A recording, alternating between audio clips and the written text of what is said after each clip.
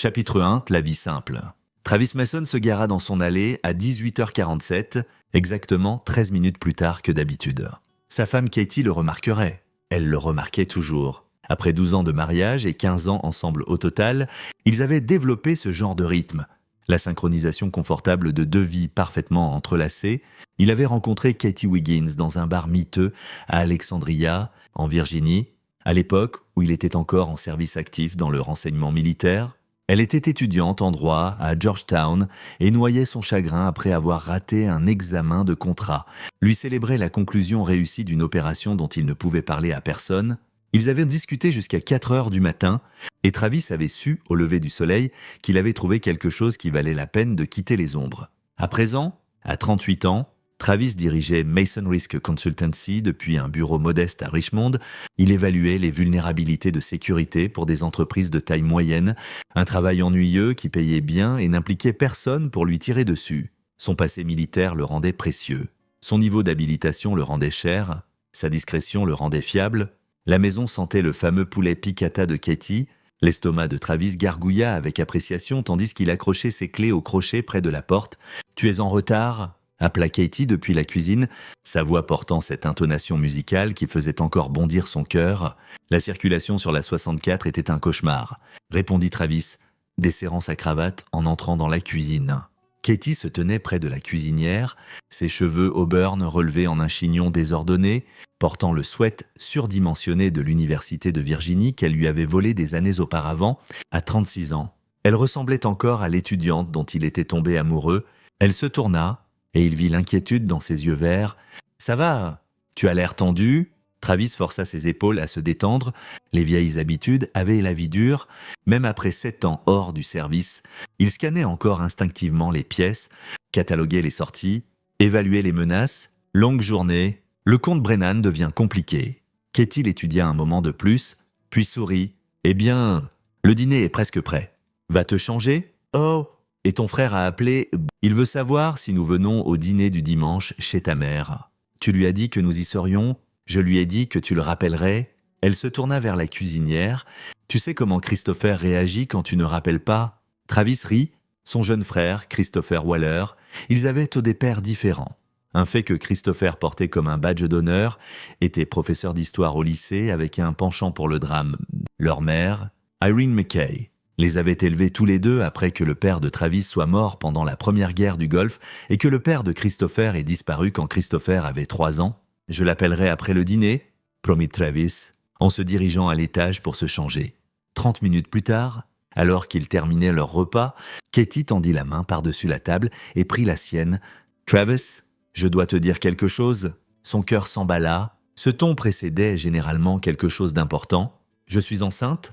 Le temps sembla s'arrêter. Puis Travis fut sur ses pieds, contournant la table, tirant Katie dans ses bras. Ils essayaient depuis 3 ans, 3 ans d'espoir et de déception, de rendez-vous chez le médecin et d'optimisme prudent qui se faisait constamment écraser. « Tu es sûr ?»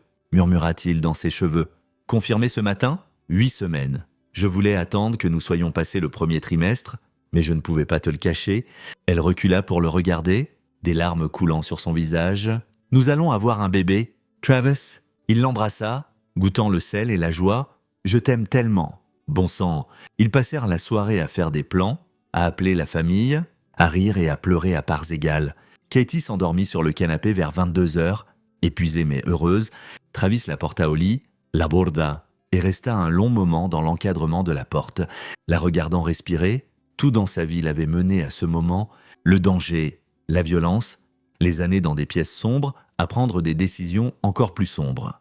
Tout cela était derrière lui maintenant. Il avait Katie, bientôt. Ils auraient un enfant. Il avait la paix. Travis prit son portefeuille sur la table de nuit, avec l'intention de le mettre dans la poche de sa veste pour demain. Quand il remarqua qu'il était plus fin que d'habitude, il vérifia, sa carte de crédit d'entreprise manquait. Il avait dû la laisser tomber quelque part.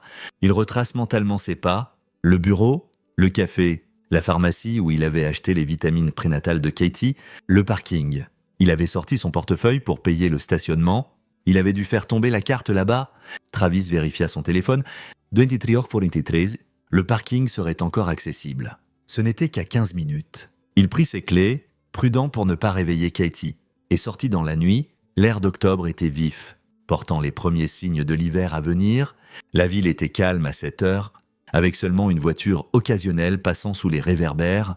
Le parking souterrain était presque vide quand il arriva. Travis se gara au 2e niveau et marcha jusqu'à l'endroit où il avait été plus tôt. Il scrutait le sol quand il le remarqua, pas sa carte de crédit, mais un portefeuille en cuir, gisant près d'un pilier en béton. Travis le ramassa et l'ouvrit. Permis de conduire, plusieurs cartes de crédit, au moins $500 en liquide.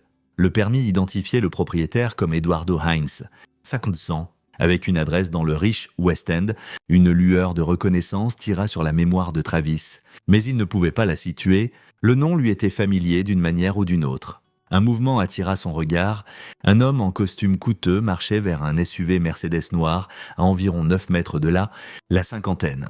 Cheveux argentés, le genre de posture qui suggérait soit un service militaire, soit une autodiscipline sérieuse. « Excusez-moi », appela Travis, en levant le portefeuille. « Monsieur, avez-vous perdu ceci ?» L'homme se tourna, et Travis vit le soulagement envahir ses traits distingués. « Mon Dieu, oui, merci. » L'homme, Eduardo Hines, selon la carte d'identité, se précipita. Il faisait à peu près la taille de Travis, mais plus large, avec le genre de présence qui commandait l'attention.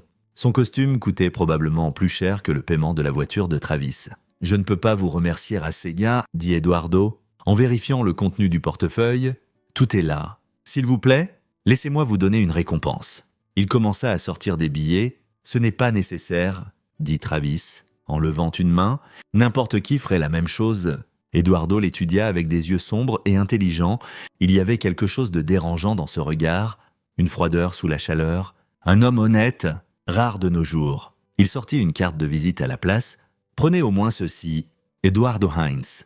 Hines Capital Management. Si vous avez besoin de quoi que ce soit, un conseil, une faveur, n'importe quoi, appelez-moi. » Travis prit la carte par réflexe. « Travis Mason, je dirige une entreprise de conseil en risque. Encore mieux, un homme aux compétences pratiques. » Eduardo lui serra la main fermement. « Je le pense, Monsieur Mason.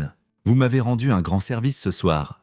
Je rembourse toujours mes dettes. » Ils se séparèrent et Travis remonta dans sa voiture, posant la carte de visite sur son tableau de bord sans y penser beaucoup. Il était à mi-chemin de la maison quand cela le frappa. Eduardo Hines. Il se gara sur le côté, ses mains tremblant soudain, et reprit la carte. Eduardo Hines. Hines Capital Management. Travis prit son téléphone et ouvrit un navigateur sécurisé, du genre qu'il utilisait pour le travail de renseignement. Il tapa le nom. Les premiers résultats étaient inoffensifs. Mention dans les pages société dons charitables. Quelques articles d'affaires sur des investissements réussis, mais Travis savait comment creuser plus profond. Il accéda à des bases de données que la plupart des gens ignoraient, suivant des pistes que son ancien entraînement lui avait appris à reconnaître. 20 minutes plus tard, Travis était assis dans sa voiture, son sang se glaçant. Eduardo Hines était soupçonné par plusieurs agences fédérales d'être l'une des figures principales d'un réseau international de traite d'êtres humains.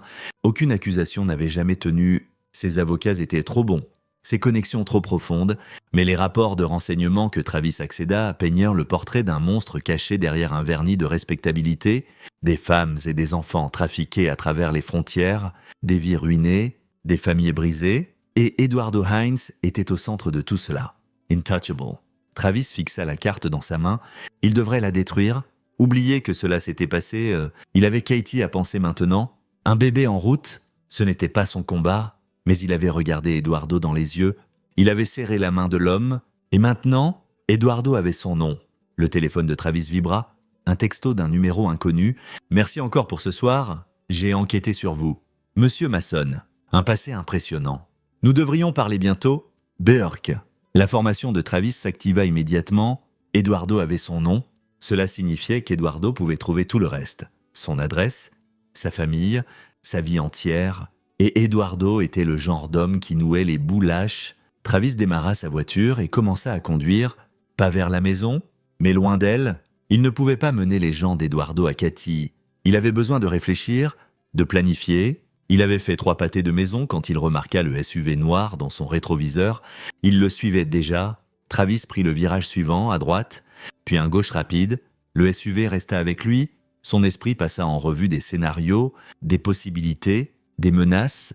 Il était désarmé. Il n'avait pas porté d'armes depuis qu'il avait quitté le service. Il se gara sur le parking d'un supermarché ouvert 24 heures, se garant dans une zone bien éclairée avec des caméras de sécurité, et sortit. S'ils allaient agir, ils devraient le faire en public. Le SUV se gara à plusieurs places de là, personne n'en sortit. Travis marcha vers l'entrée du magasin, puis s'arrêta pour lasser sa chaussure, utilisant le moment pour scanner ses environs. 2 hommes dans le SUV, un autre véhicule, une berline, garée à l'extrémité du parking, probablement 2 de plus dedans. 4 contre 1, de mauvaise chance. Même pour quelqu'un avec son entraînement, il considérait ses options quand il le remarqua, un minuscule point rouge dansant sur le béton près de son pied, puis il remonta le long de sa jambe, traversa sa poitrine et se posa sur son front, tireur d'élite. Le sang de Travis se glaça, il était mort s'il le voulait. La question était pourquoi il n'avait pas tiré. Le message était clair, nous pourrions vous tuer quand nous voulons, souvenez-vous-en. Travis ne bougea pas, ne respira pas. Le point rouge s'attarda 3 secondes de plus, une éternité, puis disparut. Le moteur du SUV démarra, les 2 véhicules quittèrent le parking et disparurent dans la nuit. Travis resta figé une minute entière, traitant ce qui venait de se passer, puis il sortit son téléphone et passa 3 appels. D'abord à Christopher, « J'ai besoin que tu ailles chez moi tout de suite. Ne dis à personne pourquoi, ne pose pas de questions, prends Katie et emmène-la chez maman. Dis à Katie que j'expliquerai tout, mais qu'elle doit partir maintenant. » Deuxième, à un vieux copain de l'armée qui dirigeait une entreprise de sécurité privée, « Nathaniel, c'est Travis. J'ai besoin d'un téléphone propre, d'argent liquide et d'une arme. Ce soir. » Troisième, à un contact au FBI avec qui il avait travaillé des années auparavant, « Gilberto, j'appelle cette faveur que tu me dois. J'ai besoin de tout ce que tu as sur Eduardo Hines. Et je le veux hors des livres. » Travis Mason avait passé 7 ans à construire une vie calme et sûre, 7 ans loin de la violence et de l'obscurité de son passé. Cette vie venait de se terminer. Chapitre 2. Le terrier du lapin, le soleil se levait sur Richmond quand Travis arriva à la maison sûre. Ce n'était pas vraiment une maison sûre, juste un appartement qu'il avait loué sous une société écran 4 ans auparavant, maintenu comme une précaution que son esprit rationnel avait toujours rejetée comme de la paranoïa. Maintenant, il était reconnaissant pour cette paranoïa. Nathaniel Spaulding avait livré exactement ce que Travis avait demandé, un téléphone jetable, $10 000 en liquide, un Glock 19 avec 2 chargeurs de rechange, et un ensemble de fausses pièces d'identité assez bonnes pour passer une inspection superficielle. Nathaniel n'avait pas posé de questions, les anciens opérateurs Delta comprenaient en la discrétion. Travis s'assit à la table de la cuisine, le Glock à portée de main, et examina les fichiers cryptés que Gilberto Sims lui avait envoyés. L'agent du FBI avait été sceptique mais coopératif. Travis avait autrefois sauvé la vie de Gilberto lors d'une opération conjointe en Afghanistan. Certaines dettes transcendaient la bureaucratie. Le tableau qui émergea était pire que ce que Travis avait imaginé. Eduardo Hines n'était pas seulement soupçonné de traite d'êtres humains, il était considéré comme l'architecte d'un réseau entier qui déplaçait des femmes et des enfants à travers 3 continents, de jeunes femmes d'Europe de l'Est, des adolescents d'Asie du Sud-Est, des enfants d'Amérique centrale, tous canalisés à travers une opération sophistiquée qui générait des centaines de millions annuellement. L'organisation opérait derrière des couches d'entreprises légitimes. La gestion de capital de Hines n'était que la façade. Dessous se trouvait un réseau de sociétés écrans, de comptes offshore et d'officiels corrompus. Eduardo avait fait l'objet de 17 enquêtes au cours de la dernière décennie. Chaque enquête s'était effondrée, les témoins disparaissaient, les preuves s'évaporaient. Les procureurs se trouvaient réaffectés ou compromis. 5 personnes qui s'étaient approchées de l'exposition d'Eduardo étaient mortes. Accident de voiture, agression qui avait mal tourné, un suicide que les agents du FBI croyaient en privé mis en scène. Eduardo éliminait les menaces avec une précision chirurgicale, et maintenant, Travis était une menace. Il avait vu le visage d'Eduardo, avait sa carte avec un numéro direct. Pire, il avait démontré de l'intégrité, refusant une récompense d'un homme qui ne croyait pas aux gens honnêtes. Pour Eduardo, cela faisait de Travis soit un atout potentiel, soit un handicap, et Eduardo ne gardait pas les handicaps en vie. Le téléphone jetable de Travis vibra. « Christopher, elle est en sécurité », dit son frère sans préambule. Maman panique. Katie est terrifiée. Et tu ferais mieux d'avoir une sacrée bonne explication. L'équipe de sécurité est là. Travis avait arrangé pour que Nathaniel envoie 2 opérateurs chez sa mère. Oui, 2 hommes très grands et très sérieux qui ne disent rien à personne. Travis, qu'est-ce qui se passe? Bon sang, Travis se frotta les yeux.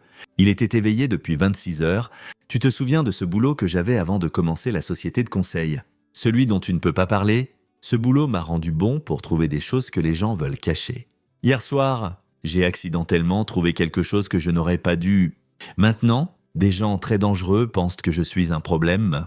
Christopher resta silencieux un moment. Cathy et maman sont-elles en danger? Pas si elles ne savent pas où je suis. C'est pourquoi j'ai besoin que tu les gardes là-bas, que tu les gardes calmes et que tu ne leur dises rien. L'équipe de sécurité tournera les shifts. Personne ne quitte la maison sans escorte.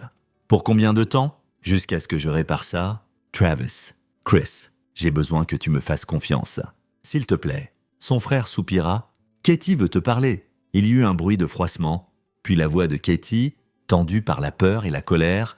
Travis Mason, dis-moi ce qui se passe tout de suite. Le cœur de Travis se serra. Il pouvait l'imaginer parfaitement, bras croisés, yeux flamboyants, cette petite ligne apparaissant entre ses sourcils quand elle avait peur mais essayait d'être forte. Bébé, je suis tellement désolé. Je suis tombé sur quelque chose hier soir. Des gens qui font de très mauvaises choses pensent que je pourrais leur causer des ennuis. Je travaille à réparer ça, mais j'ai besoin que tu restes chez maman jusqu'à ce que je le fasse. Quel genre de mauvaises choses? Travis ferma les yeux. Katie méritait la vérité. Elle l'avait toujours méritée. La traite d'êtres humains. J'ai trouvé un portefeuille appartenant à quelqu'un impliqué dedans. Il a découvert qui je suis. Maintenant, je suis un boulache. La ligne resta silencieuse. Puis, oh mon Dieu, Travis, nous devrions appeler la police? La police ne peut pas aider avec ça. L'homme a des juges fédéraux à sa solde. Mais je peux m'en occuper. Tu sais que je peux. Tu m'as promis, murmura Katie, et Travis entendit sa voix se briser. Tu m'as promis que les trucs dangereux étaient finis. Nous allons avoir un bébé? Travis, j'ai besoin de toi vivant. Je sais, je te promets, Katie. Je vais réparer ça et je rentrerai à la maison pour toi. Pour vous deux. Il le pensait de chaque fibre de son être. Après quelques assurances supplémentaires et un au revoir douloureusement bref, Travis mit fin à l'appel et se tourna vers les fichiers. Il creusait depuis 3 heures quand il le trouva. Un détail enterré dans un rapport d'Interpol datant de 6 ans. L'opération d'Eduardo avait une faiblesse. Le réseau reposait sur un système logistique sophistiqué coordonné à travers un seul hub. Un centre de données à Richmond, caché à l'intérieur d'une entreprise légitime de stockage en nuage appelée Secure Vault Solutions. Chaque transaction, chaque envoi, chaque officiel compromis y était documenté. Eduardo était paranoïaque quant à la trahison de ses associés, donc il gardait des dossiers détaillés comme assurance. C'était brillant d'une manière tordue. Les données étaient de son bouclier. Si quelqu'un agissait contre lui, il pouvait brûler des dizaines de personnes puissantes, mais c'était aussi son talon d'Achille. Si quelqu'un accédait à ces données et les transmettait aux bonnes autorités simultanément dans plusieurs pays, le réseau protecteur d'Eduardo s'effondrerait avant qu'il ne puisse réagir. Travis se pencha en arrière, son esprit travaillant déjà sur les possibilités. Le centre de données serait hautement sécurisé, mais la sécurité n'était que des puzzles et des motifs. Tout pouvait être battu avec la bonne approche et les bons outils. Son téléphone vibra de nouveau, numéro inconnu. Travis le fixa un moment, puis répondit « Monsieur Mason ?» La voix suave d'Eduardo était reconnaissable. « Je m'excuse pour la démonstration dramatique d'hier soir. Mon équipe de sécurité peut être trop zélée. Le point de tireur était une belle touche, » dit Travis platement. Eduardo rit. « Une démonstration? Rien de plus? Je voulais vous montrer que je suis un homme sérieux, traitant de sujets sérieux. Mais je ne veux pas que nous soyons ennemis. Travis, puis-je vous appeler Travis? Que voulez-vous? Je veux vous offrir un emploi, votre passé dans le renseignement, vos compétences en évaluation des risques. Vous pourriez être très précieux pour mon organisation. Je paye extrêmement bien et je récompense la loyauté. Je sais ce que fait votre organisation, dit Travis. La réponse est non. La chaleur quitta la voix d'Eduardo. C'est malheureux. Vous semblez être un homme intelligent. Alors laissez-moi être clair. Vous avez 2 choix, travailler pour moi ou devenir un problème qui doit être résolu. J'ai éliminé des problèmes auparavant. Est-ce ce qui est arrivé à Isaac Reese ou à Loretta McFarland ou aux 3 autres qui se sont trop approchés de vous exposer? Silence sur la ligne. Puis Eduardo rit, sincèrement amusé. Vous avez été occupé? Oui, ils sont devenus des problèmes. Mais voici ce que vous devez comprendre. Travis, je ne suis pas seulement puissant, je suis intouchable. Des agents fédéraux. Des procureurs, même des juges me répondent « Si vous pensez pouvoir m'exposer, vous n'êtes pas seulement naïf. Vous êtes stupide. Alors pourquoi m'appeler du tout? Pourquoi ne pas simplement me tuer? Parce que je vous donne une chance? 24 heures pour faire le choix intelligent. Après ça, Eduardo laissa la menace planer. Pensez à votre femme. Travis, Katie, n'est-ce pas? Et félicitations pour la grossesse. 8 semaines. Correct? Le sang de Travis se glaça. Eduardo savait. Bien sûr qu'il savait. Restez loin de ma famille, dit Travis, sa voix mortellement calme. Alors nous avons un accord. 24 heures. La ligne se coupa. Travis resta immobile. La rage et la peur se battant en lui, Eduardo avait menacé Katie, avait menacé leur enfant à naître. Il y a 7 ans, Travis aurait su exactement quoi faire d'un homme comme Eduardo. Mais il y a 7 ans, il était une personne différente, vivant dans un monde différent avec des règles différentes. Peut-être était-il temps de se souvenir de ces règles. Travis consulta sa liste de contacts et passa un autre appel. « Enrique, c'est Travis Mason. Tu te souviens de cette opération à Kaboul où j'ai dit que tu n'aurais jamais à me rembourser ? J'appelle ça Enrique Lucas, ancien spécialiste des opérations cyber de la NSA, consultant en sécurité freelance actuelle, avec une éthique discutable et des compétences exceptionnelles, siffle à bas. Ça doit être sérieux si tu appelles ce marqueur. De quoi as-tu besoin?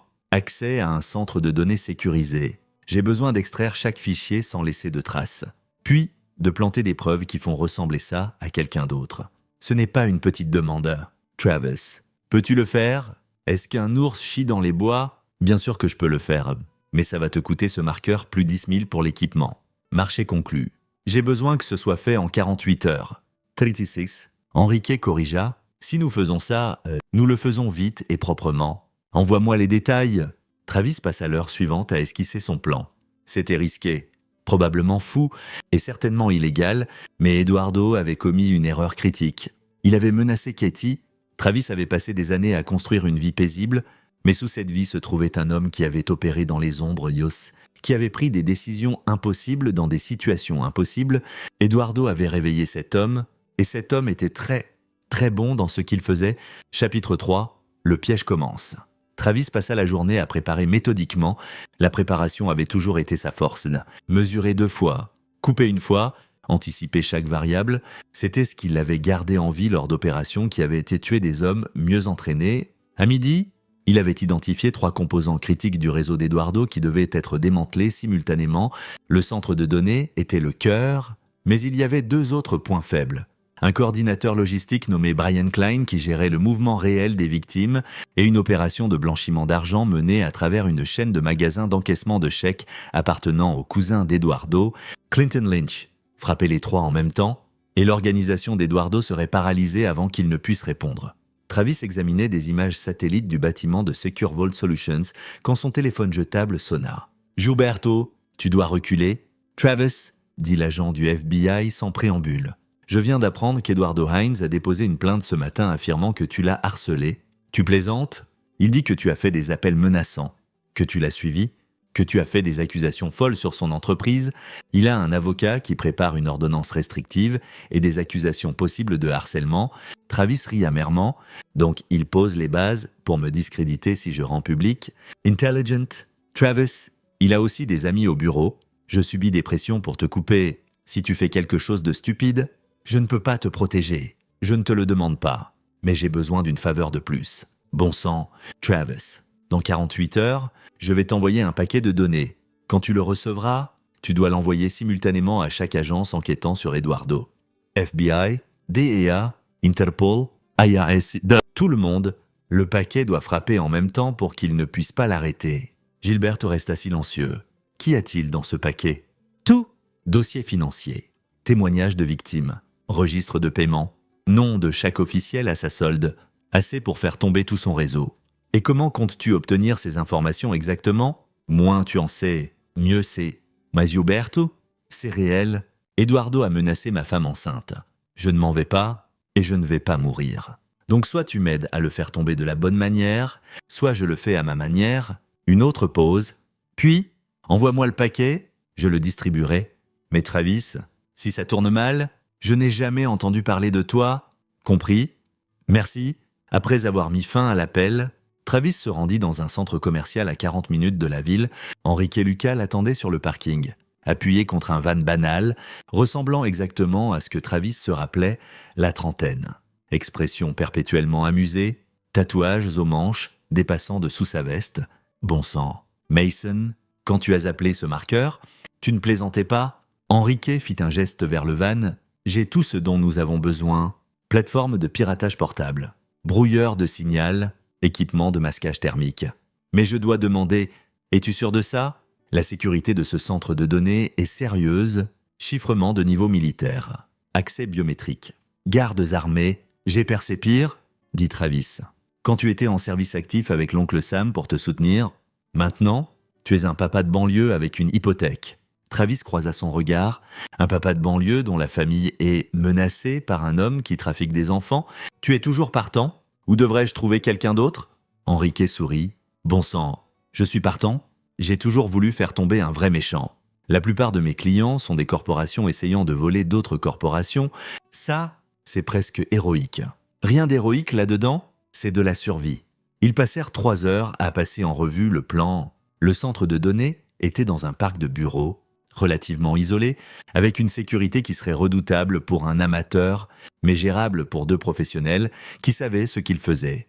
Enrique s'occuperait des aspects techniques, contourner la sécurité électronique, accéder aux serveurs, extraire les données. Travis s'occuperait des aspects physiques, garde de sécurité, timing, contingencies. La clé était de faire ressembler ça à quelqu'un d'autre.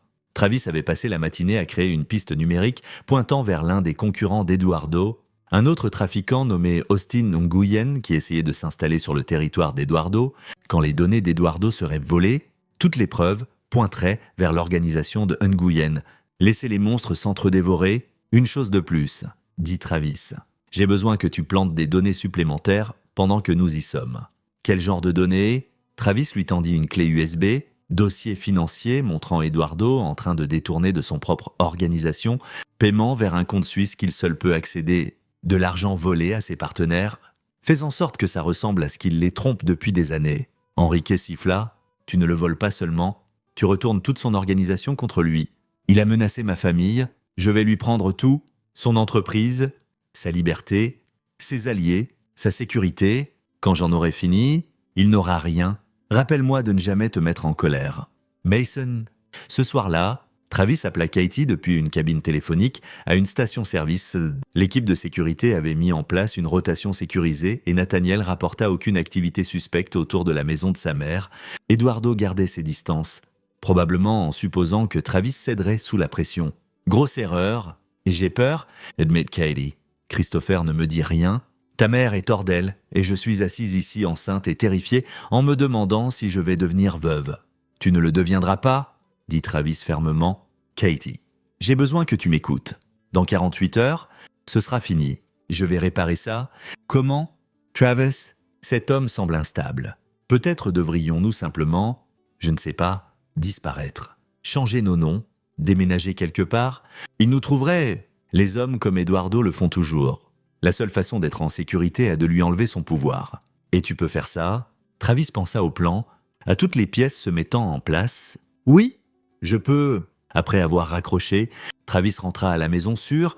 Il avait 36 heures jusqu'à l'opération. Il passa le temps comme il avait passé d'innombrables heures avant l'émission, nettoyant son arme, examinant les plans, passant en revue les contingences, et forçant son esprit dans cet état froid et concentré où la peur devenait carburant.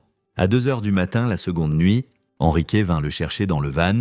Ils se rendirent au parc de bureaux en silence, se garant 3 pâtés de maison plus loin. Travis vérifia son équipement, gants tactiques, vêtements noirs, équipement de communication. Le Glock sécurisé dans un holster dissimulé. Tu sais ce qui est bizarre? Dit Enrique alors qu'il se préparait à bouger. J'ai enquêté sur Eduardo Hines après ton appel. Tu sais pourquoi il s'est lancé dans la traite? Est-ce que ça importe? Sa sœur a disparu quand il était enfant, prise par des trafiquants, jamais retrouvée. Le mot est qu'il a passé des années à la chercher. S'est impliqué avec les mêmes personnes qui l'ont prise et a éventuellement réalisé qu'il y avait plus d'argent à être le monstre qu'à combattre les monstres. Devenu ce qu'il haïssait le plus, Travis absorba cette information. Ça ne changeait rien. Le passé d'Eduardo n'excusait pas ses crimes, mais ajoutait une couche de complexité. Eduardo n'était pas seulement maléfique. Il était brisé, mais les gens brisés pouvaient encore détruire des vies. « Allons-y », dit Travis. Ils se déplacèrent dans l'obscurité vers Secure Vault Solutions, vers les données qui feraient s'effondrer l'empire d'Eduardo Hines. Le piège était tendu. Maintenant, Il était temps de le déclencher. Chapitre 4. La brèche. Secure Vault. Solution se trouvait dans un parc de bureaux conçu pour une anonymité banale. 3 étages de verre et d'acier parmi des dizaines de bâtiments identiques à 3h17. Le parking était vide, sauf pour 2 véhicules de sécurité. Travis et Enrique approchèrent du nord, utilisant l'aménagement paysager pour se couvrir. La formation au combat de Travis de ses jours militaires s'activa automatiquement. Bougez bas, bougez silencieusement, toujours avoir une stratégie de sortie. 2 gardes visibles au rez-de-chaussée, murmura Enrique, vérifiant sa tablette. Thermique montre un de plus au 2e étage, probablement en train de faire des rondes. La salle des serveurs est au sous-sol. Système de sécurité. Capteur de mouvement à tous les points d'entrée. Caméras avec reconnaissance faciale à l'entrée principale. Lecteur de badge tous les 6 mètres. Et, c'est la partie amusante, capteur de pression dans les dalles de sol menant à la salle des serveurs. La firme de sécurité standard ne sait même pas qu'ils existent. Travis sourit sombrement, mais nous ne sommes pas une sécurité standard. Ils avaient choisi ce bâtiment spécifiquement parce qu'Eduardo, dans sa paranoïa, l'avait sursécurisé. Trop de systèmes signifiait trop de points de défaillance potentiels. Enrique avait passé la journée précédente à mapper chaque capteur, chaque caméra, chaque serrure électronique. Maintenant, il était temps d'exploiter ses faiblesses. Enrique sortit un appareil ressemblant à un smartphone modifié. Ok, je boucle les flux de caméras maintenant. Nous avons une fenêtre de 90 secondes avant que leur système ne reconnaisse la boucle. Bouge. Travis sprinta vers l'entrée de service. Il sortit une carte clé, pas volée, mais clonée à partir de la carte d'un employé en utilisant un équipement de skimming RFID qu'Enrique avait déployé dans un café voisin la veille. La serrure cliqua. À l'intérieur, le bâtiment était silencieux sauf pour le bourdonnement des électroniques. Travis se déplaça à travers les couloirs avec une efficacité pratiquée, évitant les lignes de vue, serrant les murs. Il pouvait entendre l'un des gardes de sécurité se plaindre de son shift tardif à la radio. L'escalier vers le sous-sol était verrouillé avec un scanner biométrique.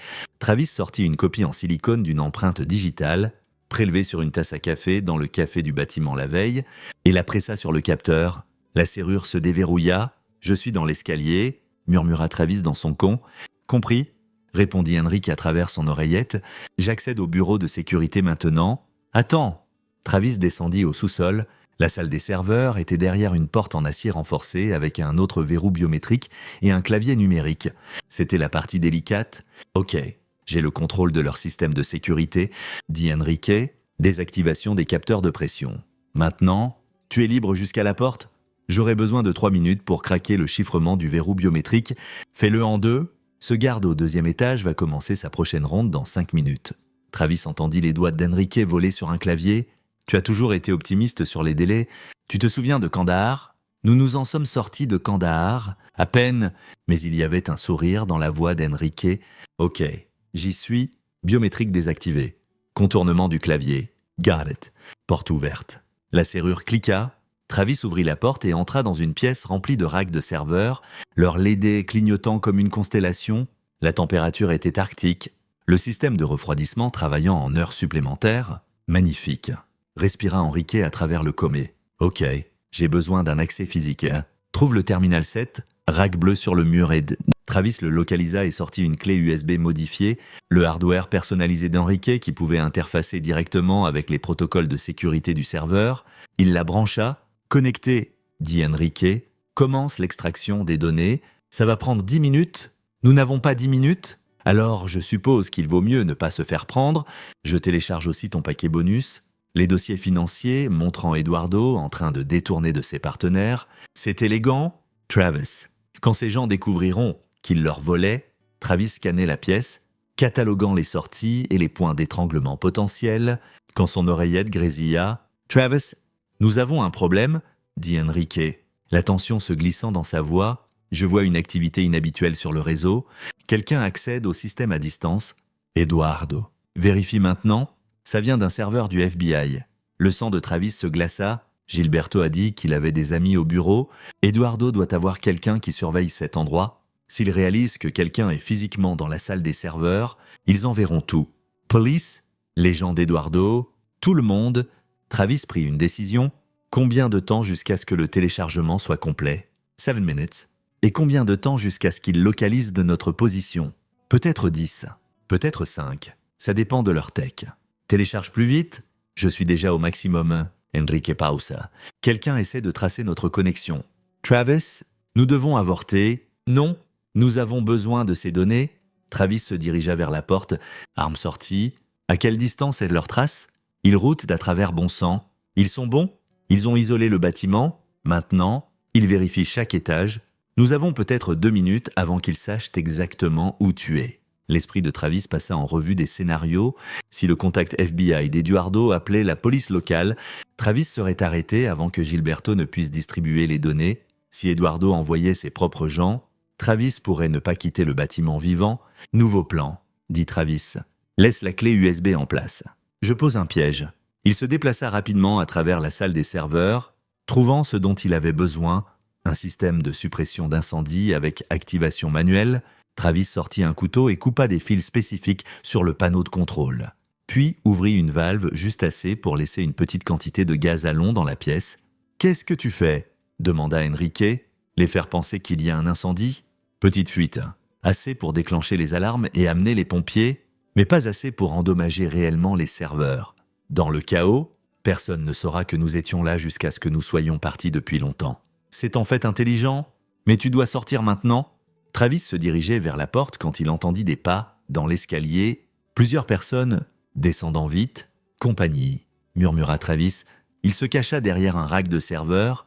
Juste au moment où la porte s'ouvrit en grand, 3 hommes entrèrent, tous portant des costumes qui ne cachaient pas tout à fait leur build tactique. Pas du FBI, c'était de la sécurité privée d'Eduardo. Vérifiez chaque rangée, ordonna l'homme principal. Quelqu'un est ici? Travis contrôla sa respiration, ralentissant son rythme cardiaque. Le Glock était dans sa main, mais tirer pour sortir transformerait ça d'opération cover en accusation de meurtre. Il avait besoin d'une meilleure option. L'alarme de suppression d'incendie commença à hurler. Déclenchée par la fuite de gaz que Travis avait créée, des lumières rouges clignotèrent. Les gardes semblaient confus. « C'est quoi ce bordel ?» dit l'un d'eux. « Fausse alarme peut-être ?» répondit un autre. Continuez à chercher. Travis utilisa la distraction pour se déplacer silencieusement vers la rangée suivante de serveurs. Il était à 3 rangées de la porte quand il entendit Enrique dans son oreille. « Téléchargement complet. Sors de là. » La radio de l'homme principal grésilla. Tout le personnel évacue. Les pompiers sont à 3 minutes. Travis vit son ouverture. Alors que les gardes se dirigeaient vers la porte, bien, il se glissa derrière eux dans le chaos des lumières clignotantes et des alarmes. Il atteignit l'escalier et monta vite. Derrière lui, il entendit des cris. Ils avaient trouvé la clé USB.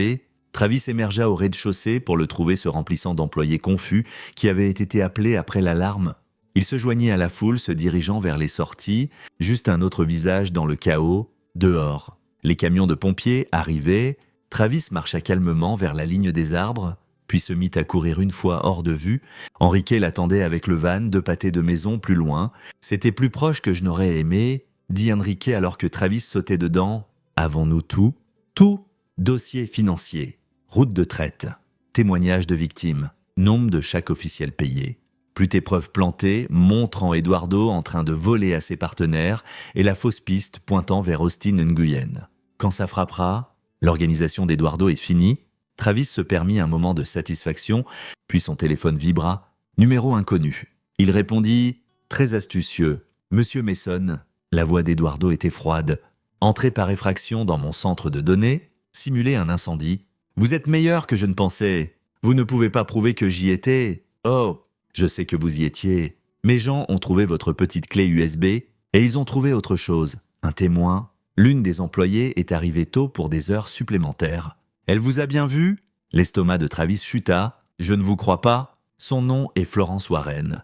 28 ans, travaille en comptabilité, conduit une Honda Civic bleue. Elle est actuellement détenue dans l'une de mes propriétés. Eduardo pause. Voici ce qui va se passer. Vous allez me rendre les données que vous avez volées. Toutes. Puis, vous allez oublier tout ce que vous avez appris sur mon entreprise. Si vous faites ça dans les 6 prochaines heures, je laisserai Madame Warren rentrer chez son mari et ses 2 enfants. Sinon, il laissa la menace planer. Travis ferma les yeux. Une femme innocente, une mère, détenue parce qu'il avait été repéré. Comment sais-je qu'elle est vraiment là ? Un bruit de froissement, puis la voix terrifiée d'une femme. S'il vous plaît, mon nom est Florence Warren. J'ai 2 enfants. S'il vous plaît, laissez-moi partir. Puis Eduardo de nouveau, convaincu, Vous avez 6 heures? Monsieur Mason. Et Travis? Je sais où vit votre mère, où séjourne votre femme. Ne me forcez pas à vous rappeler ce qui arrive au problème. La ligne se coupa. Enrique avait entendu tout ça. Bon sang, qu'est-ce que tu fais maintenant? Travis regarda par la fenêtre, son esprit courant. Eduardo l'avait devancé, utilisé sa propre conscience comme arme, rendre les données, et Eduardo gagne, les gardait, et une femme innocente meurt. Mais Travis n'avait pas survécu des années dans le renseignement en pensant en termes binaires. Il y avait toujours une troisième option. Nous allons la récupérer, dit Travis. Et nous allons finir Eduardo en même temps. Comment? Travis sourit, mais il n'y avait pas d'humour dedans. En donnant à Eduardo exactement ce qu'il veut, chapitre 5, l'échange. Travis avait 3 avantages qu'Eduardo ne connaissait pas. D'abord, Eduardo croyait que Travis travaillait seul. Deuxièmement, Eduardo pensait que Travis était contraint par la conscience et la loi. Troisièmement, Eduardo avait commis l'erreur de spécifier un lieu pour l'échange, une erreur qui donnait à Travis 6 heures pour préparer. Le lieu était un entrepôt dans un district industriel près du port. Eduardo l'avait choisi pour son isolation, mais l'isolation fonctionnait dans les 2 sens. Travis passa des appels à Nathaniel et 2 de ses opérateurs de sécurité, à quelques anciens collègues des forces spéciales qui lui devaient des faveurs. Et à Gilberto au FBI. « Tu es fou ?» dit Gilberto quand Travis expliqua le plan. « Tu veux que je simule une descente basée sur un tuyau anonyme pendant que tu mènes un sauvetage armé? C'est environ 17 types d'illégal. Florence Warren a 2 enfants, dit Travis calmement. Eduardo la détient en otage parce que j'ai commis une erreur. Je ne vais pas la laisser mourir pour mon erreur. Et si tout tourne mal, alors au moins j'aurais essayé. Tu es partant ou pas? Un long silence. Puis, envoie-moi le lieu. J'aurai une équipe tactique prête à bouger sur mon signal. Mais Travis, si ça tourne mal, je n'étais pas impliqué. Compris? À midi, Travis avait assemblé son équipe dans une unité de stockage qu'il avait louée sous un faux nom.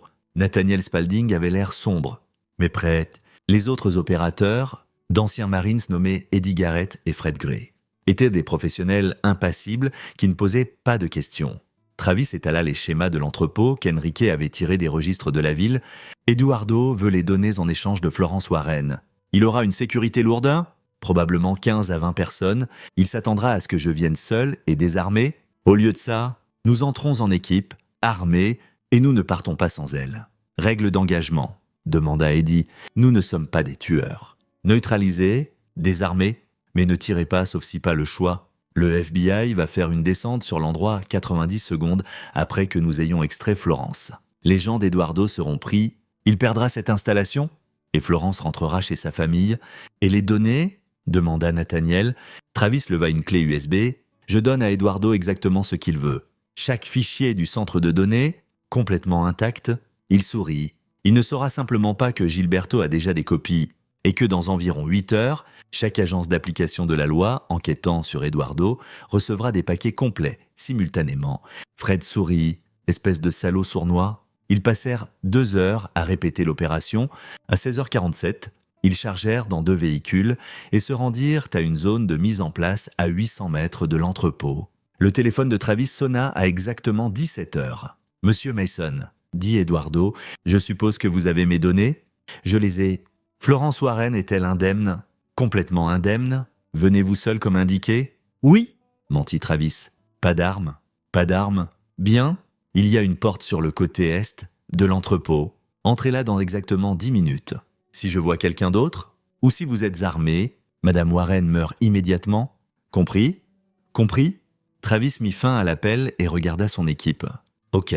10 minutes, Eddie et Fred. Vous entrez par la porte cargo nord. Nathaniel. Tu es avec moi en surveillance? Enrique. Tu gères les communications et tu déclencheras l'équipe de Gilberto sur mon signal. Ils synchronisèrent leurs montres et se mirent en position. Travis approcha de la porte est à exactement 17h10. Il était désarmé. Son Glock était avec Nathaniel. Mais il portait un gilet sous sa veste et avait un petit pistolet de secours au creux de ses reins. Caché mais accessible, la porte s'ouvrit avant qu'il ne frappe. 2 grands hommes le fouillèrent, trouvèrent le pistolet de secours et le prirent.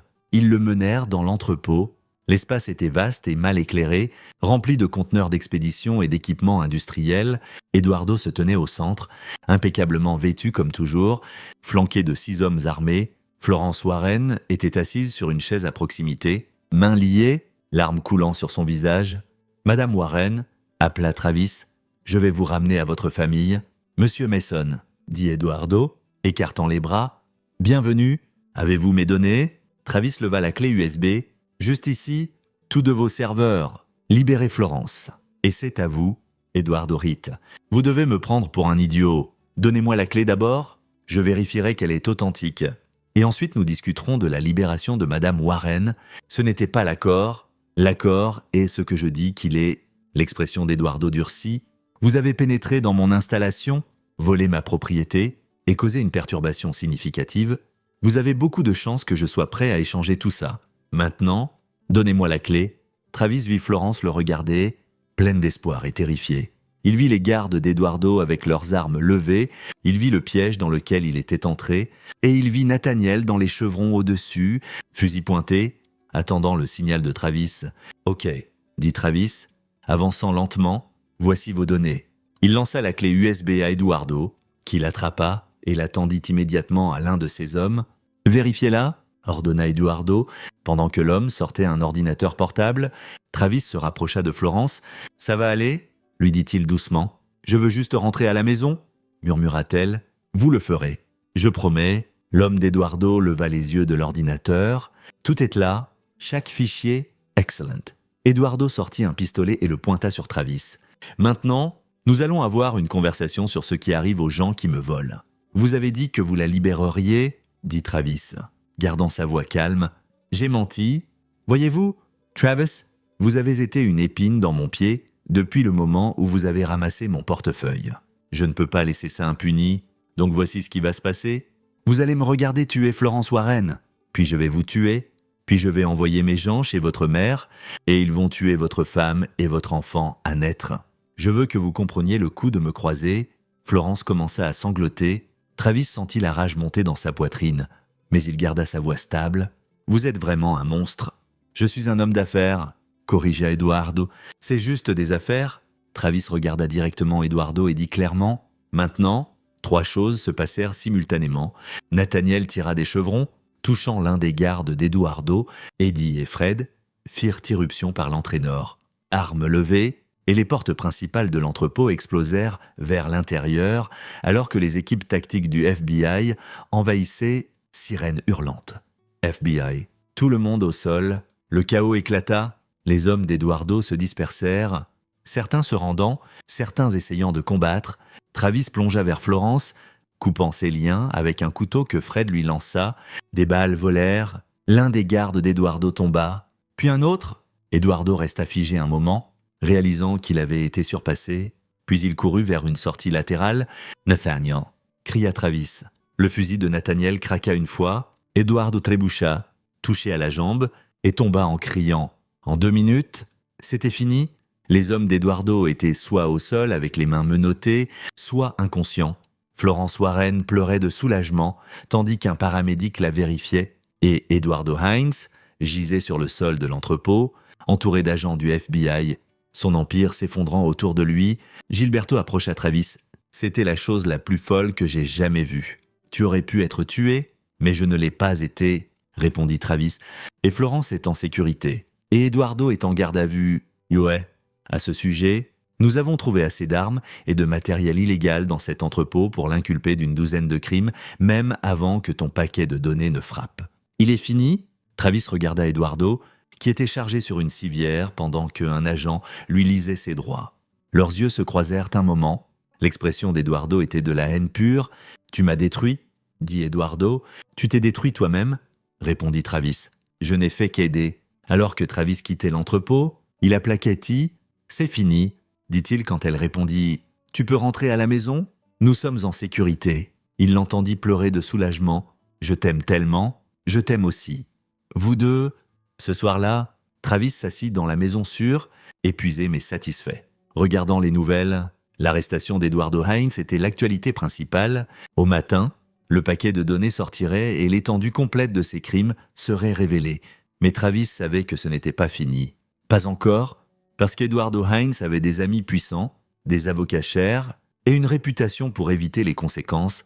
L'arrestation n'était que le début, la vraie fin viendrait plus tard. Chapitre 6, l'Empire qui tombe, le paquet de données sorti à 8 heures le matin suivant. frappant simultanément le FBI, la DEA, Interpol, l'IRS et une douzaine d'autres agences à travers 3 continents.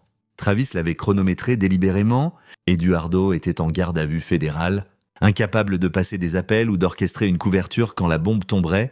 À midi, les médias l'avaient, chaque chaîne d'information menée avec la même histoire. Eduardo Hines, homme d'affaires respecté et philanthrope, exposé comme l'architecte d'un réseau international de traite d'êtres humains, les preuves étaient accablantes, dossiers financiers, communications cryptées, témoignages de dizaines de victimes, registres de paiement montrant des pots de vin à des officiels dans 8 pays.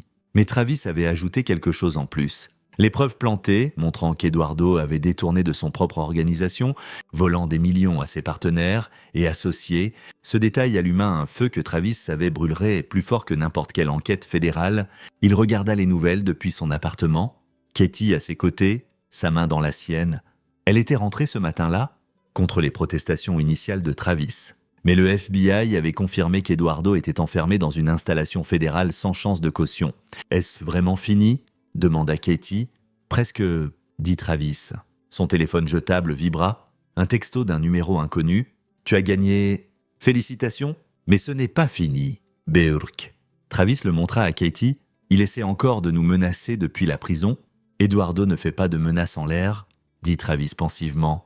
Il planifie quelque chose. Le développement suivant vint cet après-midi. Gilberto appela, paraissant inquiet. Les avocats d'Eduardo travaillent déjà les angles, dit-il. Ils affirment que les données ont été obtenues illégalement, arguant pour la suppression des preuves. Ils pourraient réussir sur une partie. Et l'entrepôt, c'est solide. Accusation d'armes, d'enlèvement, d'agression, mais son réseau de traite, ça va être plus dur à poursuivre si les données sont jetées. Travis avait anticipé ça. Et les preuves de détournement. Quel détournement? Vérifie les fichiers à nouveau. Spécifiquement, les dossiers financiers montrant Eduardo en train de détourner de ses partenaires, multiples transferts vers un compte suisse personnel sur 6 ans. Des millions de dollars volés à ses propres gens. Il y eut un silence, puis des frappes. Putain! Travis, d'où ça vient? Est-ce que ça importe? Le point est que les partenaires d'Eduardo vont voir ces dossiers et ils vont être très en colère. « Tu as planté ça ?» dit Gilberto lentement. « Tu veux que ses propres gens se retournent contre lui? Je veux la justice. Si le système légal ne peut pas la livrer, peut-être que ses partenaires le feront. Bon sang. Travis, tu essaies de le faire tuer? J'essaie de m'assurer qu'il ne fasse plus de mal à personne. Il y a une différence. » Ce soir-là, Travis reçut la confirmation que son plan fonctionnait. Brian Klein, le coordinateur logistique d'Eduardo, fut trouvé mort dans son appartement. Suicide apparent. Bien que Travis doutât qu'il soit vraiment auto-infligé, Clinton Lynch, le cousin d'Eduardo qui gérait l'opération de blanchiment, avait disparu. Personne ne croyait qu'il avait disparu par choix. L'empire d'Eduardo s'autodétruisait. Au jour 3, l'avocat d'Eduardo tint une conférence de presse affirmant que son client était innocent, piégé par une conspiration impliquant des agents fédéraux et des rivaux d'affaires. L'avocat nomma spécifiquement Austin Nguyen, le concurrent que Travis avait piégé pour le vol de données où Nguyen répondit en publiant sa propre déclaration, niant l'implication et suggérant qu'Eduardo essayait désespérément de dévier la faute. En quelques heures, quelqu'un fuita des preuves supplémentaires à la presse, suggérant que Nguyen planifiait de bouger contre Eduardo depuis des mois. Travis regarda ça se dérouler avec une satisfaction sombre. La fausse piste qu'il avait créée fonctionnait parfaitement, opposant 2 organisations criminelles l'une contre l'autre, pendant qu'Eduardo était assis impuissant dans sa cellule. Mais Eduardo n'était pas impuissant, pas complètement. Au jour 4, Travis quittait son bureau quand 2 hommes l'approchèrent. Ils paraissaient professionnels. Costumes, malettes, le genre d'apparence corporate banale qui les rendait invisibles. Monsieur Mason, nous représentons certains individus qui ont des intérêts commerciaux affectés par les activités de Monsieur Hines. Ils aimeraient en vous parler? La main de Travis se dirigea vers l'arme qu'il portait maintenant partout. Et si je refuse? Nos employeurs sont reconnaissants pour ce que vous avez fait. Ils vous voient comme quelqu'un qui a résolu un problème qu'ils ne pouvaient pas résoudre légalement. Ils veulent juste vous remercier correctement. Travis les étudia. Ce n'étaient pas les gens d'Eduardo, c'étaient les partenaires, les associés, les hommes puissants qui avaient travaillé avec Eduardo et découvraient maintenant qu'il leur volait. « Je ne suis pas intéressé par des remerciements, » dit Travis. Ils anticipaient que vous diriez ça. L'un des hommes lui tendit une carte. « Sachez juste que si vous avez besoin de quoi que ce soit, Protection. Resources de problèmes résolus, ils sont disponibles. Considérez ça comme une dette qu'ils vous doivent. Les hommes partirent avant que Travis ne puisse répondre. Il regarda la carte, pas de nom, juste un numéro de téléphone. Katie fut horrifiée quand il lui raconta ça ce soir-là. « Travis, ce sont des criminels, tu ne peux pas t'impliquer avec eux, je ne le fais pas. Mais ils pensent que je leur ai fait une faveur en exposant le détournement d'Eduardo. C'est une assurance utile. Assurance contre quoi ? Travis sortit un article de nouvelles sur son téléphone. Contre ça, le titre disait « Un juge accorde la libération sous caution à Eduardo Hines en attendant le procès ». Le visage de Katie pâlit. « Non. Comment est-ce possible ? Ses avocats ont trouvé un juge à sa solde que nous ne connaissions pas. Eduardo sort dans 48 heures, restreint à son domicile, avec un bracelet électronique, mais dehors. Il viendra après nous. Probablement, admit Travis. Mais j'ai un plan pour ça aussi. » Le lendemain, Travis passa 3 appels. D'abord à Gilberto. Quand Eduardo sortira, j'ai besoin de savoir son emplacement exact en tout temps. Deuxième à Nathaniel. J'ai besoin de surveillance sur la maison d'Eduardo. Couverture complète. 247. Troisième, à ce numéro de téléphone sur la carte de l'homme qui a volé à vos employeurs sort sous caution. Je pensais que vous devriez savoir. La voix à l'autre bout était froide et professionnelle. Nous apprécions l'information, Monsieur Mason. Ce problème sera géré. Je ne vous demande pas de le tuer, dit Travis rapidement. Bien sûr que non, mais Hines s'est fait beaucoup d'ennemis. Ce serait malheureux si l'un d'eux décidait d'agir. L'appel se termina. Travis s'assit dans sa voiture, luttant avec sa conscience. Il venait de piéger Eduardo pour qu'il soit tué par ses anciens partenaires. C'était une justice vigilante, illégale, probablement immorale, mais Eduardo avait menacé Katie, avait menacé leur enfant à naître, avait détenu une femme innocente en otage, avait détruit d'innombrables vies à travers son réseau de traite. Certains hommes, pensa Travis, ne méritaient pas la miséricorde du système légal. Eduardo fut libéré de garde à vue 2 jours plus tard, portant un bracelet électronique et flanqué d'avocats et de sécurité privée. Les caméras des nouvelles le capturèrent, montant dans une voiture. Son expression défiante, Travis regarda la couverture et attendit. Ça prit 36 heures. Chapitre 7. Le chassé, Eduardo Hines, dura exactement 36 heures dans son manoir avant que quelqu'un n'essaie de le tuer. Travis en entendit parler de Nathaniel, dont l'équipe de surveillance avait capturé tout. 2 hommes, des professionnels, avaient percé la sécurité d'Eduardo à 3 heures du matin. Ils avaient atteint la chambre d'Eduardo avant que sa sécurité privée ne réponde. Un assassin fut tué, l'autre capturé. Eduardo survécut. Mais le message était clair. Ses anciens partenaires le voulaient, mort, et l'assignation à résidence ne le protégerait pas. La tentative ratée changea tout. Les avocats d'Eduardo déposèrent immédiatement pour une garde protectrice, arguant qu'il ne pouvait pas être en sécurité sous assignation à résidence. Mais avant que le juge ne puisse statuer, quelque chose d'inattendu se produisit. Eduardo disparut. Le bracelet électronique fut trouvé coupé dans sa salle de bain. Son équipe de sécurité était inconsciente, droguée d'une manière ou d'une autre, et Eduardo Hines avait disparu. Le téléphone de Travis sonna à 6 heures du matin. Gilberto, furieux, « Dis-moi que tu ne l'as pas aidé à s'échapper. »« Quoi ? Non, je le voulais en prison. Alors qui l'a aidé ? Parce qu'Eduardo n'a pas coupé ce bracelet lui-même. Quelqu'un avec des ressources et des compétences a facilité ça. » L'esprit de Travis courut. Ses partenaires le voulaient mort. Peut-être qu'Eduardo avait un plan de secours, des gens loyaux envers lui, des ressources cachées. Ou peut-être qu'il a eu de l'aide de quelqu'un d'autre, dit Gilberto. Travis, il y a une chasse à l'homme maintenant. Chaque agence le cherche. Mais si Eduardo s'enfuit, s'il disparaît dans un pays sans extradition, tout ça était pour rien. Après avoir raccroché, Travis s'assit dans sa cuisine, pensant, Eduardo s'était échappé, ce qui signifiait qu'il était désespéré et dangereux. Un animal acculé est toujours le plus mortel. Son téléphone vibra, texto d'un numéro inconnu. « Tu m'as pris tout. Maintenant, je te prends tout. Beurk. » Katie vit l'expression de Travis. « Qu'est-ce qui ne va pas ? Eduardo s'est échappé et il vient de nous menacer. » La main de Katie alla à son ventre. « Protectrice, nous devons partir tout de suite. Il nous trouvera où que nous allions. Eduardo a des ressources, des connexions, de l'argent caché à l'étranger. Fuir ne marchera pas. Alors qu'est-ce qu'on fait ?»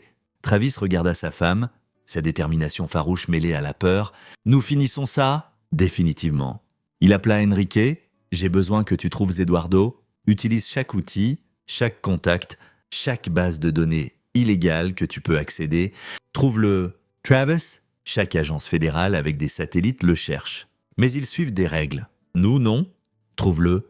Ça a pris 18 heures à Enrique. Il est à un aérodrome privé en dehors d'Atlanta. On dirait qu'il planifie de monter dans un avion pour le Venezuela. Pas de traité d'extradition avec les US. Quand est le vol? 6 heures à partir de maintenant. Travis vérifia sa montre. Il pouvait arriver à Atlanta en 4 heures s'il conduisait vite. Mais y aller seul serait du suicide. Eduardo aurait de la sécurité et il s'attendrait à des ennuis. Travis appela le numéro sur la carte que ses visiteurs lui avaient donné. « Monsieur Mason », répondit la voix froide. « Nous nous demandions quand vous appelleriez… » Eduardo s'est échappé. Il monte dans un avion pour le Venezuela ce soir. S'il monte dans cet avion, il est parti pour toujours. Et vous voulez notre aide pour l'arrêter? Je veux qu'il soit amené à la justice. La vraie justice. Pas une balle dans le noir. Je le veux au tribunal, face à ses victimes, passant le reste de sa vie dans une cellule, mais je ne peux pas faire ça seul. De quoi avez-vous besoin? 4 personnes, armées, professionnelles, et une garantie qu'Eduardo est pris vivant et remis aux autorités fédérales. Il y eut une pause. Nos employeurs préfèrent des solutions permanentes. Monsieur Mason, les morts ne témoignent pas ou ne passent pas de deals. Vos employeurs voulaient vengeance pour avoir été volés. Je leur offre quelque chose de mieux. Regardez Eduardo pourrir en prison, sachant qu'il a tout perdu. C'est une vengeance plus durable qu'une mort rapide. Une autre pause, puis, d'accord, nous aurons une équipe à l'aérodrome, mais Monsieur Mason, si Eduardo sort une arme, s'il menace quiconque, nos gens tireront pour tuer. Nous ne risquerons pas des vies pour préserver la sienne. Compris? Travis appela Gilberto ensuite. Eduardo est à un aérodrome privé en dehors d'Atlanta. Il part dans 6 heures. Comment sais-tu ça? Est-ce que ça importe? Envoie une équipe là-bas. Travis, si tu planifies quelque chose, je planifie de m'assurer qu'Eduardo n'échappe pas à la justice. C'est tout. Travis conduisit à travers la nuit, son esprit concentré, sa formation prenant le dessus. À côté de lui se trouvait son Glock et un gilet tactique que Nathaniel avait fourni. Dans son téléphone se trouvaient les coordonnées de l'aérodrome et un message d'Enrique. « Je serai là. Tu auras besoin de support tech ?» Il arriva à 4 heures du matin. L'aérodrome était petit, privé, le genre d'endroit où les gens riches gardaient leur jet personnel.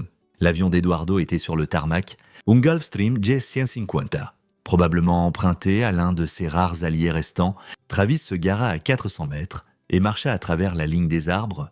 Il trouva Enrique dans un van de surveillance avec 4 hommes portant du gear tactique, l'équipe que la carte avait promise. « Monsieur Mason », dit le chef d'équipe.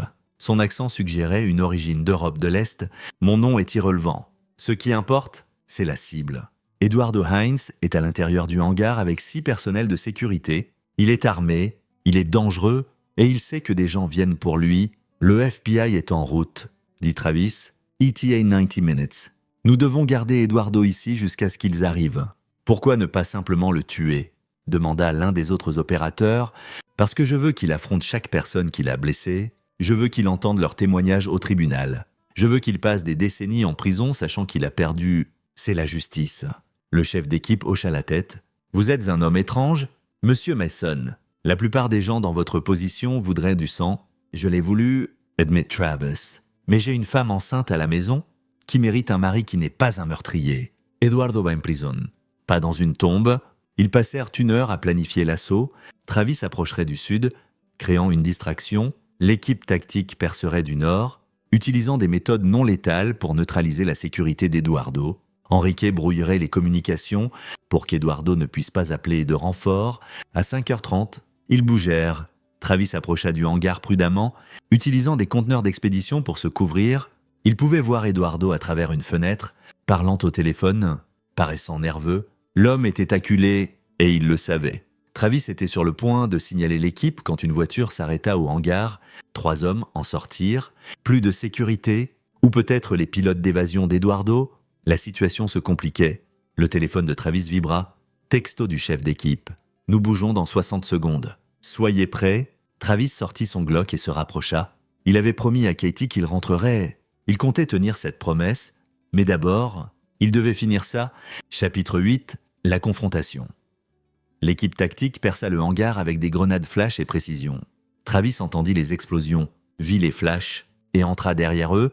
La sécurité d'Eduardo se dispersa, désorientée, et l'équipe tactique les abattit avec des balles en caoutchouc et des tasers. Travis entra pour trouver Eduardo pressé contre le mur du fond, tenant un pistolet avec des mains tremblantes. « Restez en arrière !» cria Eduardo. « Je tirerai. Vous ne tirerez sur personne !» dit Travis calmement, sa propre arme pointée sur Eduardo. « Il y a une équipe du FBI à 90 minutes d'ici. Vous avez fini de courir? Vous avez tout détruit ?» siffla Eduardo. Sa composure habituelle avait disparu, remplacée par une rage désespérée. « Mon entreprise, ma réputation, ma liberté, vous avez tout pris? Vous vous l'êtes fait à vous-même? Vous avez trafiqué des innocents? Vous avez ruiné des vies? Vous pensiez être intouchable. J'essayais de la trouver, » cria Eduardo. Et Travis vit des larmes dans les yeux de l'homme. « Ma sœur, Carolina. Elle avait 14 ans quand ils l'ont prise. J'ai passé 20 ans à la chercher, travaillant avec des trafiquants, pensant que si j'entrais dans leur monde, je pourrais la trouver, mais je ne l'ai jamais fait. Elle est juste partie. Et quelque part en chemin, je suis devenu ce qu'il a prise de moi. » Travis sentit une lueur de quelque chose, pas de la sympathie, mais de la compréhension. « Alors aidez-nous maintenant. Donnez un témoignage. Aidez à faire tomber les autres dans votre réseau. Sauvez certaines des personnes que vous n'avez pas pu sauver avant et passez ma vie en prison. Mieux que de la passer à regarder par-dessus votre épaule en vous demandant quand vos anciens partenaires enverront le prochain assassin. Mieux que de mourir dans un pays étranger, seul et haï, en prison. Vous pouvez au moins trouver un sens.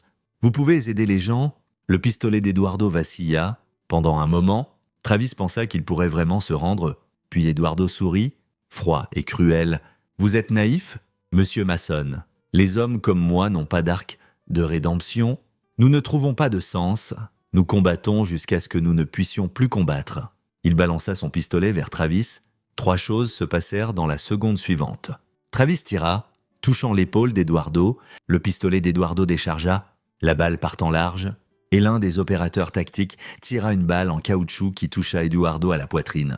Le faisant tomber, Eduardo gisait sur le sol. Saignant, haletant, Travis se précipita en avant et envoya le pistolet au loin. « Vous êtes en arrestation citoyenne pour tentative de meurtre. Enlèvement et traite, » dit Travis, pressant sa veste contre la blessure à l'épaule d'Eduardo pour ralentir le saignement. « Le FBI sera bientôt là. Vous allez survivre à ça, et vous allez passer en jugement. » Eduardo rit faiblement. « Vous auriez dû me tuer. Je ne suis pas un tueur, » répondit Travis. « Je suis juste un homme protégeant sa famille. » Des sirènes hurlèrent au loin. L'équipe de Gilberto arrivait tôt, probablement parce que Enrique les avait typés pour bouger plus vite. L'équipe tactique disparut aussi soudainement qu'elle était apparue, s'évanouissant dans la ligne des arbres. Travis n'essaya pas de les arrêter. Ils avaient tenu leur part du deal. Eduardo était vivant, contenu, et sur le point d'être en garde à vue fédérale. Les véhicules du FBI envahirent l'aérodrome. Gilberto fut le premier dehors, arme sortie, regardant entre Travis et l'Eduardo saignant. « J'espère que tu as une bonne explication pour ça ?» dit Gilberto. « J'ai eu un tuyau qu'Eduardo était ici. Je t'ai appelé immédiatement. Quand je suis arrivé, sa sécurité a ouvert le feu. Je me suis défendu. C'est tout ?» Gilberto l'étudia un long moment. « C'est ton histoire. C'est ce qui s'est passé. Et l'équipe tactique que mes agents ont vu disparaître dans les bois. » « Quelle équipe tactique ?»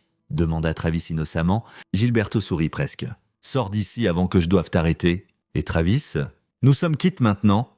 Plus de faveur. » Travis rentra en conduisant alors que le soleil se levait, épuisé mais soulagé. Il l'avait fait. Eduardo était en garde à vue, blessé mais vivant, facing des accusations qu'il ne pouvait pas échapper. Katie l'attendait quand il rentra. Elle le regarda, échevelé, épuisé, avec des résidus de poudre sur les mains, et éclata en larmes. « C'est fini, » dit Travis. La tenant, Eduardo est en garde à vue fédérale. Le FBI a toutes les preuves. Son organisation est détruite. Ses partenaires se sont retournés contre lui, et il va en prison pour le reste de sa vie. « Promets-moi, » dit Cathy, « promets-moi que nous en avons fini avec ça. Plus de danger, plus de violence. Je promets, nous retournons à notre vie ennuyeuse et sûre. Juste toi, moi et le bébé. » Ils se tinrent dans leur cuisine, se tenant l'un l'autre, tandis que le soleil du matin filtrait à travers les fenêtres. Travis pensa à l'homme qu'il avait été, l'officier de renseignement militaire qui avait vécu dans les ombres, pris des choix durs, survécu à des situations impossibles. Cet homme était revenu quand sa famille avait été menacée, mais maintenant, cet homme pouvait se reposer à nouveau. Les nouvelles éclatèrent cet après-midi.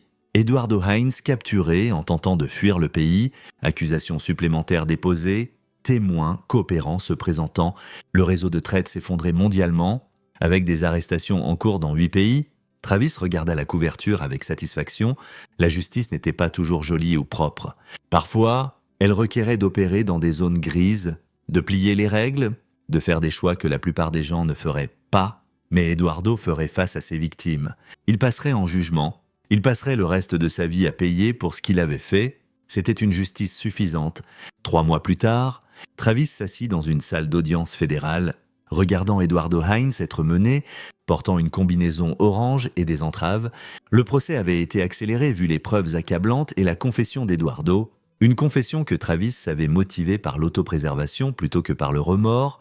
Florence Warren témoigna de son enlèvement. D'anciennes victimes du réseau de traite d'Eduardo témoignèrent de leurs épreuves. Des agents fédéraux témoignèrent des preuves. Le dossier de l'accusation était étanche. Les avocats d'Eduardo avaient tenté chaque manœuvre légale, mais les données que Travis avait volées et que le FBI avait obtenues légalement par mandat après l'arrestation d'Eduardo étaient accablantes. Le juge les avait déclarées admissibles et le sort d'Eduardo était scellé. Katie s'assit à côté de Travis, 8 mois enceinte maintenant, sa main dans la sienne. Ils avaient été là chaque jour du procès, ayant besoin de le voir jusqu'à la fin. Quand le verdict vint, coupable sur tous les chefs, Travis sentit quelque chose se relâcher dans sa poitrine, un poids qu'il portait depuis la nuit où il avait ramassé ce portefeuille dans le parking. Eduardo fut condamné à 45 ans sans possibilité de libération conditionnelle. À 52 ans, il mourrait probablement en prison. Alors qu'Eduardo était emmené, il regarda directement Travis. Il n'y avait plus de colère dans ses yeux, juste de la résignation. Et quelque chose qui pourrait être du respect. Travis hocha la tête une fois, pas en amitié, mais en reconnaissance. Ils avaient tous deux été façonnés par la violence et l'obscurité, mais Travis avait trouvé une sortie.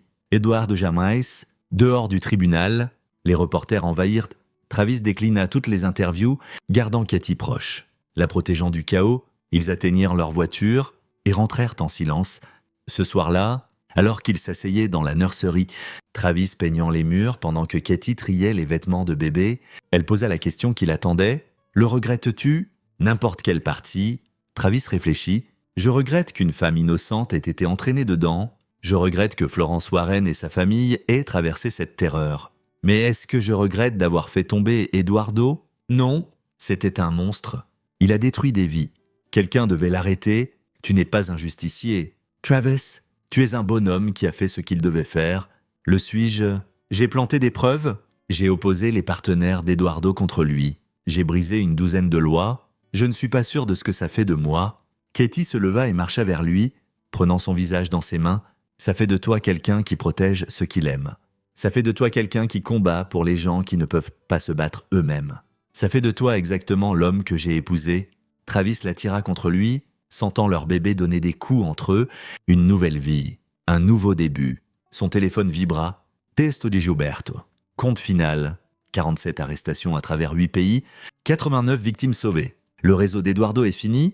Tu as fait du bon travail, même si je ne peux pas l'admettre officiellement. » Un autre texto, celui-ci du numéro mystérieux sur la carte. « Nos employeurs considèrent la dette réglée. Vous n'entendrez plus de nous, mais le numéro reste actif si vous en avez besoin. » Et enfin, un texto de Christopher. « Maman fait son fameux pot-au-feu pour le dîner du dimanche. Toi et Katie feriez mieux d'être là. Apportez votre appétit normal. Famille, sécurité. » 3 semaines plus tard, Katie entra en travail.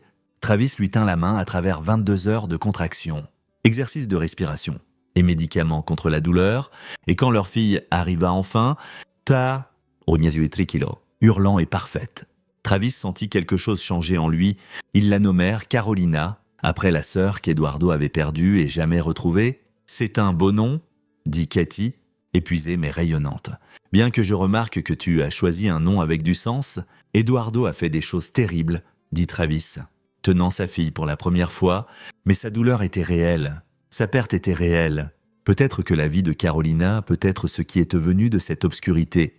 Preuve que même de la tragédie, quelque chose de bon peut pousser 6 mois plus tard. Travis Mason était de retour à son boulot de conseil ennuyeux, analysant des protocoles de sécurité pour des corporations, rentrant à 18h30, aidant avec les tétés nocturnes et les changements de couches. Le Glock était dans un coffre, déchargé, le gilet tactique était rangé au grenier, les téléphones jetables étaient détruits. Mais Travis savait, Et Cathy savait que si leur famille était menacée à nouveau, cet homme des ombres pourrait revenir, pas avec enthousiasme, pas avec joie, mais si nécessaire, parce que certaines menaces ne pouvaient pas être gérées par la police ou les tribunaux ou les avocats, certaines menaces requéraient de quelqu'un prêt à entrer dans l'obscurité. Travis espérait que ses jours étaient finis, mais il était préparé s'ils ne l'étaient pas. Un samedi matin, Travis s'assit sur son porche regardant Carolina dormir dans son berceau, pendant que Katie préparait le petit déjeuner. Le journal était à côté de lui avec un petit article en page 8. Eduardo Hines attaqué en prison fédérale. État grave. Travis lut l'article sans satisfaction, sans joie. Les anciens partenaires d'Eduardo l'avaient atteint même dans une installation Supermax. L'homme mourrait probablement de ses blessures. Travis ne ressentit rien, pas de plaisir, pas de culpabilité. Eduardo avait fait ses choix et fait face aux conséquences. C'était tout. Katie sortit avec du café et vit ce qu'il lisait. « Est-ce mal que je ne sois pas triste ?»« Non, dit Travis. Il a fait son lit. Nous avons fait le nôtre. Nous vivons avec les choix que nous avons faits. Lui aussi. » Ils s'assirent ensemble au soleil du matin, regardant leur fille dormir, écoutant les sons de leur quartier paisible. Travis avait combattu dans des endroits sombres, pris des choix durs, vécu avec la violence et la mort, mais il avait aussi construit quelque chose de beau. Une famille, une maison, une vie valant la peine d'être protégée. Et s'il devait combattre à nouveau pour la protéger, il le ferait, sans hésitation, sans regret. Mais pour l'instant, il n'y avait que la paix. Carolina remua, bâillant, et Travis la prit doucement. Elle le regarda avec des yeux sombres, les yeux de Katie, pleins de confiance et d'amour. « Tu vas grandir en sécurité ?» murmura Travis à sa fille. « Tu vas connaître la gentillesse, le rire et la joie. Tu ne vivras pas dans les ombres, tu ne connaîtras pas l'obscurité. C'est ma promesse pour toi. » Katie les enveloppa tous deux de ses bras. « Notre promesse ?» Et à ce moment, Travis sut qu'il avait fait les bons choix, pas les choix légaux, pas toujours les choix moraux, mais les choix nécessaires. Il avait protégé ce qui importait le plus. Il avait arrêté le monstre. Il avait apporté la justice où le système ne pouvait pas. Il était un bonhomme qui avait fait de mauvaises choses pour de bonnes raisons, et il pouvait vivre avec ça. Épilogue 2 ans plus tard. Travis reçut un appel de Gilberto, juste pour te dire, Eduardo est mort en prison ce matin. Crise cardiaque. Travis se tenait dans son jardin, regardant Carolina chasser des papillons, Katie enceinte à nouveau de leur deuxième enfant. Leur vie parfaite et paisible. Merci de me l'avoir dit Travis. Comment te sens-tu à ce sujet ? Travis regarda sa fille rire, complètement inconsciente de l'obscurité qui avait presque touché sa vie. Je me sens libre, dit Travis honnêtement. La menace est finie. Nous pouvons avancer. Tu as fait du bon travail, Travis. Du travail terrible, légalement discutable, mais du bon travail. Ces victimes qu'Eduardo a trafiquées, elles reçoivent du counseling, du soutien, de nouvelles vies. C'est grâce à toi. Après avoir raccroché, Travis s'assit sur son porche et pensa à Eduardo Hines, un homme brisé qui était devenu un monstre, une victime qui avait créé des victimes, une personne qui aurait pu choisir différemment à n'importe quel moment, mais ne l'avait jamais fait. Travis avait fait des choix différents. Quand l'obscurité avait menacé sa famille, il l'avait combattu, mais il l'avait combattu pour protéger l'amour, pas pour le pouvoir ou l'argent ou la vengeance. Ça faisait toute la différence. Katie sortit et s'assit à côté de lui. Gilberto a appelé. Eduardo est mort. Elle resta silencieuse un moment. « Comment te sens-tu » Comme si je pouvais enfin fermer ce chapitre. Nous sommes en sécurité. Vraiment ? Vraiment en sécurité. Carolina courut vers eux, tenant un pissenlit. Papa regarde, une fleur. Travis la prit, souriant. « C'est beau, ma chérie, tout comme toi ?» Alors que le soleil se couchait sur leur soirée de banlieue parfaite, Travis Mason pensa à la carte dans le parking, au portefeuille qu'il avait ramassé, au choix qu'il avait fait de faire la bonne chose. Ce choix avait mené au danger, à la violence et à l'obscurité, mais il avait aussi mené à la justice, à des vies sauvées, à des victimes secourues et à un monstre arrêté. Il ne changerait rien, parce qu'à la fin, il avait protégé ce qui importait le plus, sa famille, son intégrité et son âme, et c'était suffisant. C'est ici que notre histoire se termine. Partagez vos pensées dans la section des commentaires. Merci pour votre temps. Si vous avez aimé cette histoire, veuillez vous abonner à cette chaîne. Cliquez sur la vidéo que vous voyez à l'écran et je vous verrai là-bas. Just exposure. Like I just had to force myself.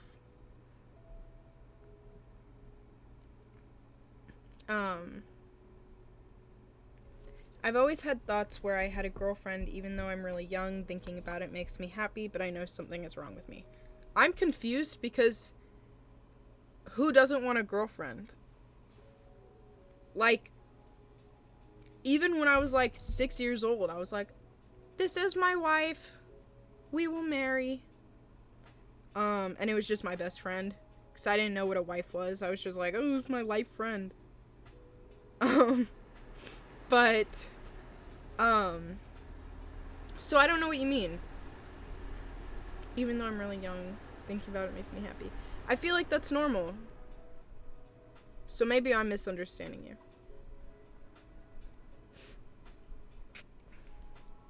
This person said, would you go for personality or looks? This is not the stream to say this, but look at my girlfriend because I got both. I didn't have to choose. So, it doesn't really matter what I'd go for because I already got both. Like, I don't... What?